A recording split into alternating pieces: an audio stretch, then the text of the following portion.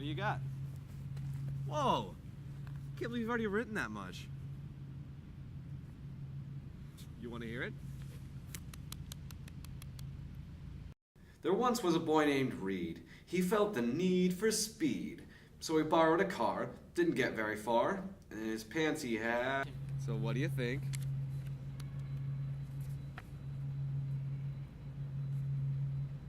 Well, so what? I mean, it does mean something to me. I like cars. I think it's kind of funny. Well, we don't all have some monstrous hill we have to climb our whole lives. Charlie, I didn't mean that. That was really stupid. I'm sorry. Charlie, please, I didn't mean it. Charlie! What hurt the most wasn't him using the word monstrous or anything. I mean, don't get me wrong, it wasn't a great choice of phrasing. But I know he didn't mean it like that. I know he was just defensive about his poem, but that was the first time Reed ever made me feel different. I didn't like it. It's weird. It's like at some point people stopped treating my disability like something that held me back and seemed almost to resent me for it. People have called me snobby. I've heard them whispering about how I get special treatment. Well, it's not fair. I didn't choose this. I didn't ask for this. I just wanted to be normal.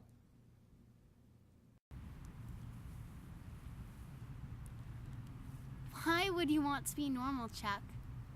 You get to experience this world in a way unlike anyone you would ever meet. Most people in life, they find joy in similar things, express it in similar ways. But you get to express things in a way that others can't even imagine. I'll be honest with you, little sis. I'm jealous of you. You know, maybe I'll start talking altogether.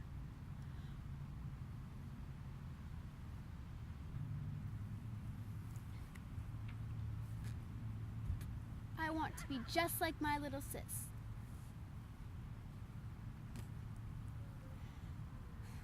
You see, even if I wanted to, I could never be as cool as you. Chin up, Chuck. All right, students. In all seriousness, this is my favorite moment of the entire year. I want you all to feel like this is a safe space.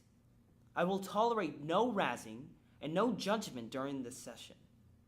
If I see anything of the kind, you'll be asked to leave, receive a 0 for the class, and I will personally speak with your parents.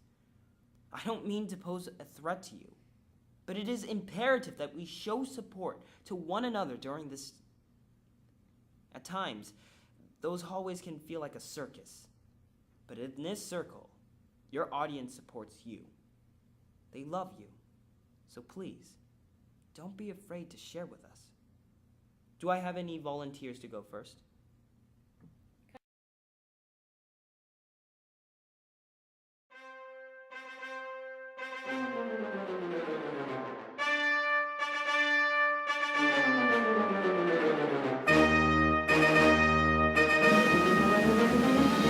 So we decided to do a poem together. Yeah, when we was kids, we used to watch this show with our dad. He said these guys were like watching poetry in motion.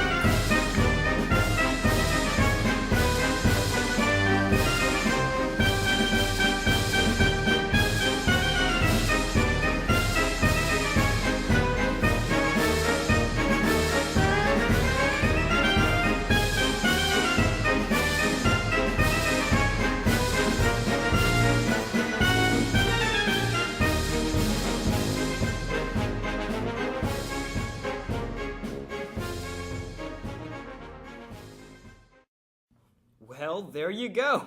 Poetry in motion. All right, who's next? I think after Morris and Marcia, no one was afraid of looking too silly during their poems. I loved each and every one of them. Tina Morris did a haiku about her grandmother's fresh apple pie. Weird Walter Harris recited what seemed to be a poem right out of the Canterbury Tales, in which he was a daring knight saving the school against invaders from the north.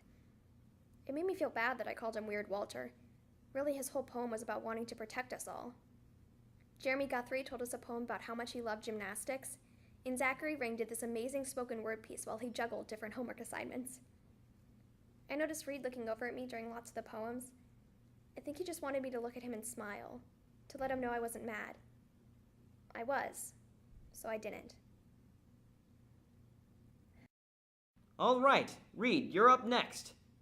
Am I correct that you're planning to treat us to a humorous limerick?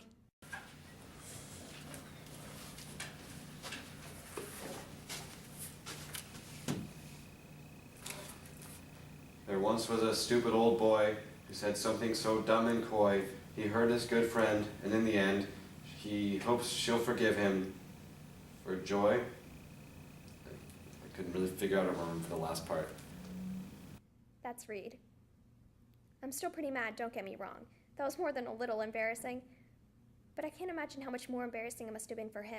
So Charlie, what do you have to share with the class today?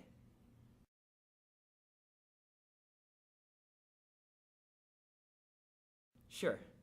Whatever you need, Charlie. Sister, I remember when it would rain. The smell of wet roses from the garden. You and I outside in the mud wearing our Paddington Bear jackets. Sister, lemonade stands in the summer, running through sprinklers with our hair in braids. 2 girls, no worries, no cares. Just the sun on our skin and freedom in our souls.